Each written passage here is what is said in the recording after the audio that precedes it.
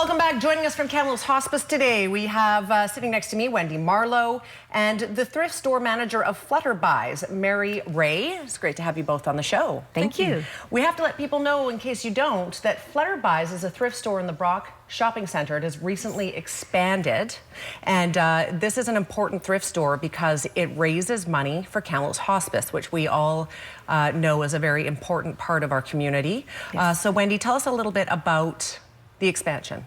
Sure, I will. We've expanded the store by 3 times, and I'll let Mary tell you the details, but mostly what's important to us about the store is it's a consistent source of funding for hospice. So we raise a significant amount of money to keep our doors open up on White Shield Crescent, and the great thing with the thrift store, it's consistent, and everything that is raised there after we pay our expenses comes right over to the hospice house. That's awesome. We have some video here of sort of the grand opening of the new space. Mary, you have dozens of volunteers working under you at the store. Tell us a little bit about the expansion and what it means to have this extra space to be able to sell more.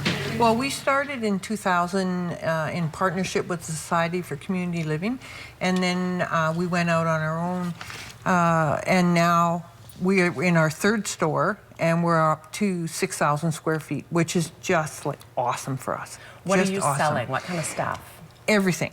Pretty well everything. We don't take TVs and we don't take mattresses, but otherwise we sell anything. And the really neat part is now we have a furniture department where we can actually put all the furniture. We have things sectioned out like in the kitchen and books and all that kind of stuff. So it's easy. And it's big enough that it's accessible for everybody that lives in the area, for wheelchairs and walkers and stuff like that. Before the expansion, you were a lot smaller, but how long has Flutter Buys been open for? 15 years. Really? We started in 2000 to raise money to build the hospice home. And now you're just helping keep it alive and well? Absolutely. And so back to you on that, Wendy, how important is this funding to you guys? What does it allow you to do? I mean, everybody would love to have more government funding, but in this day and age, you have to find that money. It's not there. And so the thrift store, I view it as threefold, Susan. Firstly, it allows affordable shopping for people in our community. It also gives a place for people to either recycle things, or maybe people can't give financially to hospice, but they can bring something to the thrift store. And that is really giving back to hospice. And one of the things that we're looking for today is more volunteers. So one of the things we struggle with now that we have this bigger store at the furniture department is truck and muscle. So sometimes someone will phone and say, I'm just cleaning out Mom's apartment and I have this furniture, but I can't get it to you. And so we're hoping to recruit a list of people with truck and muscle that we can call and say, hey, can you bring that over to the thrift store this week sometime? And so if anyone's interested, they can just call up to hospice. They can call me, 372-1336, and I'll get them in touch with Mary. And so that's your biggest struggle right now, is keeping up the demand. People know you're there, but you can't necessarily facilitate all the stuff that people want to bring in. Right. Okay, good to know. Yeah.